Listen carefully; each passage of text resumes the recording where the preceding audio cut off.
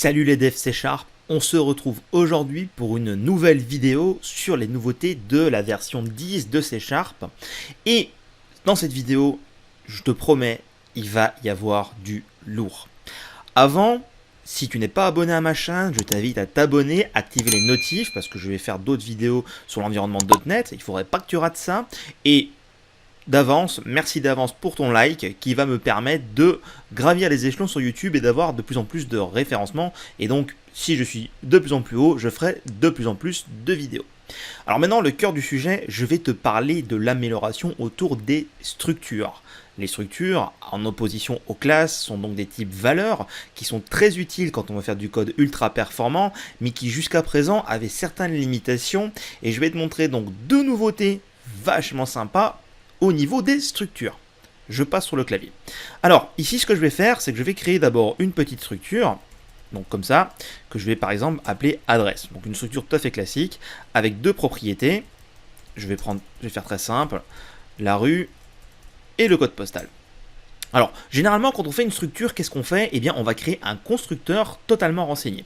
Donc ici, je vais créer un constructeur dans lequel je passerai la rue, que je vais affecter à la propriété rue, et également code postal que je vais affecter à propriété code postal.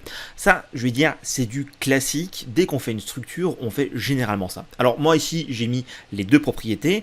On peut avoir un nombre de constructeurs entre guillemets virtuellement illimité par rapport à ce qu'on a besoin comme cas d'usage. À noter qu'on pourra avoir un constructeur juste avec la rue, un autre juste avec le code postal. Ça, c'est du détail, mais c'est quelque chose qu'on fait. On laisse jamais ça. Alors après, si je vais dans mon programme par exemple et qu'ici je décide de créer une adresse. Bon, tous les développeurs C# qui ont déjà bossé avec les structures connaissent cette chose-là. Eh bien, on a un constructeur sans paramètres par défaut.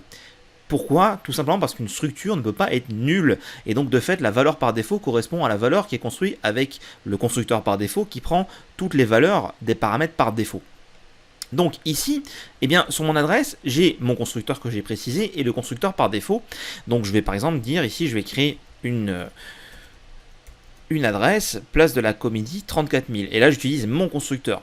Et je peux donc utiliser aussi suite par défaut. Mais ce qui était ennuyant, c'est que avant C# 10, eh bien, le constructeur par défaut, on n'a pas la main dessus, on ne peut rien faire. On a eu des petites améliorations qui permettaient d'initialiser les propriétés avec une valeur par défaut, mais on ne pouvait pas faire du code, entre guillemets, évoluer dans le constructeur par défaut. Eh bien, hop, qu'à cela ne tienne, depuis C# 10, je peux créer le constructeur par défaut et mettre mon code dedans. Alors tu vas me dire, ok, il me dit ça, mais en fait, il y a une erreur de compile. Et bien si je laisse la souris sur l'erreur de compilation, elle me dit simplement que, comme c'est une structure, je dois avoir initialisé les propriétés avant de sortir du constructeur. Et oui, vu que ce sera ce constructeur-là qui sera appelé pour la valeur par défaut, je dois donc définir la valeur par défaut de mes propriétés dans le constructeur par défaut. Donc ici, je peux par exemple mettre rue est égal à place de la Comédie et code postal est égal à 34 000. Alors c'est tout à fait arbitraire d'avoir mis des valeurs fixes comme ça en dur. On peut passer par le constructeur par défaut pour faire ça. On peut également mettre des chaînes vides, ça ne change rien, on remarquera ça. Même, j'ai envie de dire, on va pouvoir mettre nul, mais ça va soulever un warning par rapport à C# 8 et les nullable. Bon, ça c'est pas trop le sujet de la vidéo. Et on peut également se servir de l'affectation des propriétés comme c'est disponible depuis C# 6. Et donc mettre ici du code entre guillemets un peu plus intelligent au sein de mon constructeur par défaut sans paramètres. On voit qu'on a le champ des possibles, mais on voit surtout que là, je suis en capacité de créer mon constructeur sans paramètres et j'ai la main dessus, chose que je n'avais pas avant. Ça, c'est la première chose. La deuxième, elle est encore plus kiffante. Alors, les structures, ce sont des types valeurs. Et un type valeur, par défaut, dès qu'on va l'utiliser, comme par exemple en le passant en paramètre à une méthode, il va être copié, il y aura une copie de valeur. Ce qui, par défaut, donne un certain sens d'immuabilité d'un type valeur. Ici, j'ai des getters et des setters publics, donc je peux bien sûr, après avoir créé mon adresse, redéfinir par exemple la rue et mettre Toto. C'est pas interdit. Et si je veux donc rendre ma structure immuable, eh bien ce que je vais faire, c'est que je vais mettre comme ça mes propriétés en read-only, et là je serai bloqué, je ne pourrai pas l'affecter. C'est très bien, mais imaginons que je veux créer là une nouvelle adresse en changeant juste le code postal, mettant 95 000. Comment est-ce que je fais? Eh bien avant, je faisais ça en dupliquant ma ligne comme ça et en écrivant 95 000 à la fin. On a vu avec l'arrivée de C# 9, les records, qui pour moi c'était vraiment la chose la plus énormissime, et on a vu donc, et je te mets le lien vers la vidéo si tu ne connais pas cette nouveauté qui est juste excellente, la possibilité d'utiliser le mot-clé with en disant je prends cet objet-là, je veux exactement les mêmes données que cet objet-là, sauf telle donnée. Eh bien, grande nouveauté, et ça c'est vraiment génial, ici je peux utiliser le mot-clé with avec les structures.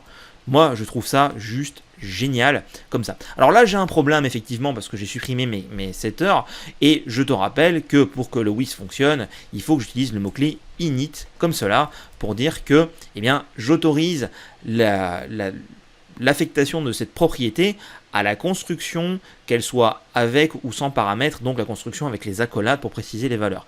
Comme ça, je peux utiliser le mot-clé with. Ça, encore une fois, je l'ai détaillé dans la vidéo sur les records en C# 9.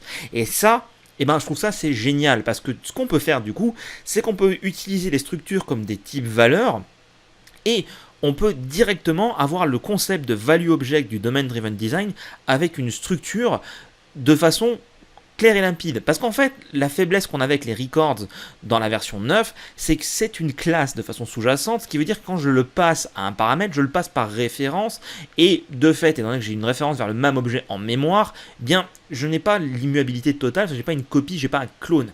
Avec les structures en type valeur, j'ai cette immuabilité naturellement, et en plus ça, j'ai le mot-clé with. Alors, on va me dire, ouais, mais maintenant on a les record struct. Eh bien, les record struct sont juste l'héritage de cette amélioration qui a eu lieu sur les structures. Maintenant, grâce au type valeur dans les structures et à ces deux améliorations, le constructeur sans paramètres et le mot-clé with, on a le meilleur des deux mondes et on peut s'en servir pour ce dont on a besoin en détail. On n'a plus besoin de faire des classes ou des structures dans le sens structure architecture pour héberger des valeurs qui seraient du coup immuables et tout ça. C'est géré naturellement par le langage et moi je trouve ça vachement cool. Si cette vidéo t'a plu, je t'invite à laisser ton pouce bleu à l'édifice pour que, encore une fois, je puisse monter dans le référencement et te fournir encore plus de vidéos comme ça, t'abonner et activer les notifs si ce n'est pas encore fait, et moi je te dis à bientôt pour une prochaine vidéo sur les techno.net et sur les nouveautés C# 10. Ciao!